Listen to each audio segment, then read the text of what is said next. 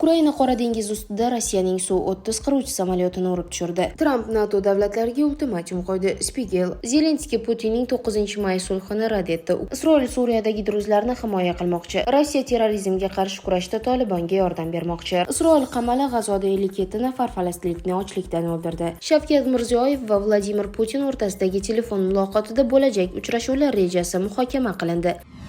Ukraina Qora dengiz ustida Rossiyaning Su-30 qiruvchi samolyotini urib tushirdi. Hujum Magura harbiy dengiz droni tomonidan Er-73 havo raketasi bilan amalga oshirildi. 2-may kuni Rossiya hududlariga havo hujumi paytida Ukraina qurolli kuchlari Novorossiysk yaqinida Qora dengiz uzra Rossiyaning Su-30 ko'p maqsadli qiruvchi samolyotini urib tushirdi. Bu haqda Ukraina Mudofaa vazirligining bosh razvedka boshqarmasi xabar berdi. Hujum Magura harbiy dengiz droni tomonidan Er-73 havo raketasi bilan amalga oshirilgan. Oqibatda qiymati 50 million dollarlik samolyot yonib ketgan va dengizga qulagan. Dunyoda birinchi marta jangovar samolyot dengiz droni tomonidan yo'q qilindi deb xabar berdi Ukraina Mudofaa vazirligining bosh razvedka boshqarmasi. Samolyotning urib tushirilishiga Rossiya Mudofaa vazirligi izoh bermadi, ammo bir qator Rossiya parast kanallar buni tasdiqladi. Er-73 raketasi qiruvchi samolyotlardan uchirish uchun mo'ljallangan Sovet ishlanmasi bo'lib, vaqt o'tishi bilan quruqlik va dengiz tashuvchilaridan uchishga moslashtirildi. Rossiya armiyasining keng ko'lamli bosqindan oldin ham Ukraina korxonalari ushbu raketalarni ta'mirlash va modernizatsiya qilishni yo'lga qo'ygan edi. 2023-yil dekabr oyida Rossiyaning 2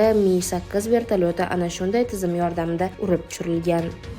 Tramp NATO davlatlariga ultimatum qo'ydi. Spiegel: agar Yevropadagi ittifoqchilar mudofaa xarajatlarini oshirmasa, AQSh prezidenti Donald Tramp NATOning iyun oyida Gagadagi sammitida qatnashmasligi mumkinligi bilan tahdid qildi. Bu haqda Der Spiegel jurnali xabar berdi. Unga ko'ra, AQShning NATOdagi doimiy vakili Matthew Whitaker Yevropa davlatlaridan Bryusseldagi deyarli har bir yig'ilishda mudofaa xarajatlarini yalpi ichki mahsulotning 5% gacha oshirishga rozi bo'lishini talab qilmoqda. Avvaliga nemislar amerikaliklar 5% xarajat jiddiy emas, bu shunchaki muzokara taktikasi deb o'ylashdi. Endi esa ular Whitakerning NATO davlatlari pul masalasida harakat qilmasa, Trampni iyundagi sammitga kiritmaslik bilan tahdid qilgandagi gapiga ham ishonmoqda, deb yozadi nashr.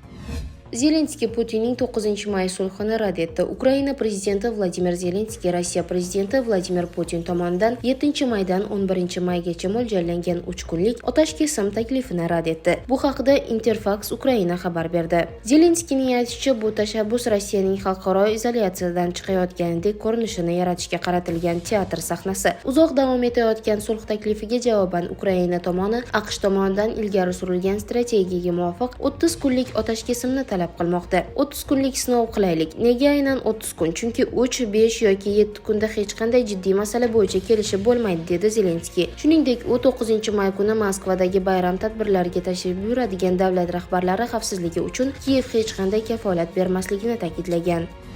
Isroil Suriyadagi druzlarni himoya qilmoqchi. Isroil armiyasi Suriyaning janubida joylashgan druzlar yashaydigan aholi punktlarini himoya qilishga tayyorligini bildirdi. Bu haqda Isroil armiyasining Telegram kanalida e'lon qilindi. Tunda 5 nafar suriyalik druz tibbiy yordam olish uchun Isroilga evakuatsiya qilindi. Jarohat olgan fuqarolar Suriya hududida yaralangandan so'ng Safed shahridagi Ziv tibbiyot markaziga yetkazildi. Isroil armiyasi Suriya janubida joylashtirilgan bo'lib, druz qishloqlari hududiga dushman kuchlarining kirib kelishini oldini olishga tayyor holatda. Armiya voqealarning rivojini kuzatishda davom etmoqda va mudofaa hamda turli ssenariylarga tayyor turibdi, deyiladi bayonotda. 30-aprel kuni qurolli guruhlar Damashq chekkasidagi druzlar yashovchi Sahnaya shahriga bostirib kirgan. Kun bo'yi ular qo'shimcha kuchlarni, shu jumladan zirhli transport vositalarini olib keldi va druzlarning qo'shimcha kuchlarining yaqinlashish ehtimolini yo'q qildi. Isroil aviatsiyasi mahalliy aholini himoya qilish bahonasi bilan bir necha bor havo hujumlarini amalga oshirdi. Suriya tashqi ishlar vazirligi esa davlatning ichki ishlariga aralashuvini qoraladi.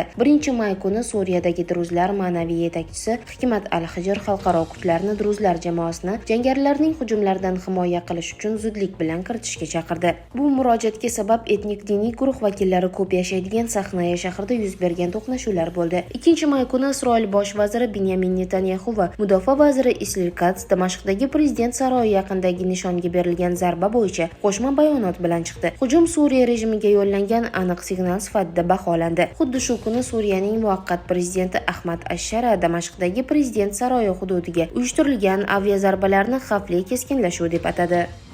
Rossiya terrorizmga qarshi kurashda Tolibonga yordam bermoqchi. Rossiya Afg'onistonda terrorizmga qarshi kurashda Tolibonga ixtisoslashgan tuzilmalar orqali yordam berishga tayyor. Bu haqda Rossiya prezidentining Afg'oniston bo'yicha maxsus vakili Zamir Kabulov ma'lum qildi. Kabulovning so'zlariga ko'ra, Rossiya Oliy sudining Tolibon harakati faoliyatini taqiqlashni to'xtatib turish to'g'risidagi qarori Kobul bilan to'laqonli hamkorlikni yo'lga qo'yish, jumladan terrorchilik tahdidiga qarshi kurashish yo'lidagi to'siqlarni olib tashladi.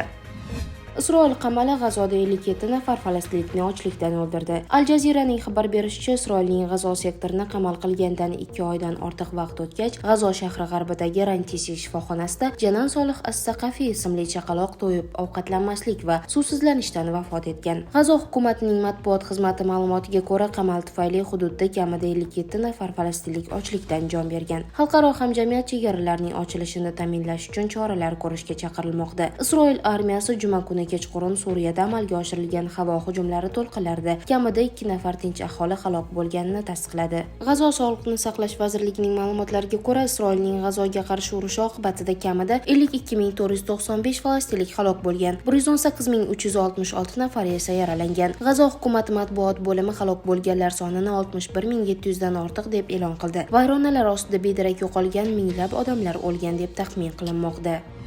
Shavkat Mirziyoyev va Vladimir Putin o'rtasidagi telefon muloqotida bo'lajak uchrashuvlar rejasi muhokama qilindi. Prezident Shavkat Mirziyoyev va Rossiya prezidenti Vladimir Putin 3-may kuni bo'lib o'tgan telefon orqali muloqotda mamlakatlar o'rtasidagi keng qamrovli strategik sheriklik va ittifoqchilik munosabatlarini yanada rivojlantirish va mustahkamlashning dolzarb masalalarini muhokama qildi. Bu haqda prezident matbuot xizmati xabar berdi. Rossiya prezidentining o'tgan yil may oyidagi O'zbekistonga davlat tashrifi davomida erishilgan kelishuvlarni amalga oshirish natijalari ko'rib chiqildi. O'zaro tovar ayirboshlash sur'atlarini saqlab qolish, iqtisodiyotning ustuvor tarmoqlarida kooperatsiya loyihalarini jadallashtirish, hududlar va biznes darajasidagi faol muloqotlarni davom ettirishga qaratilgan muvofiqlashtirilgan chora-tadbirlarni qabul qilish muhim ekani ta'kidlandi. Shu ma'noda Toshkent shahrida 5-Inaprom Markaziy Osiyo xalqaro sanoat ko'rgazmasi doirasida bo'lib o'tgan ishbilarmonlik tadbirlarining samarali natijalari yuksak baholandi. Gumanitar hamkorlik, eng avvalo madaniyat, san'at, fan va ta'lim, sport va turizm sohalarida kengayib borayotgani mamnuniyat bilan qayd etildi.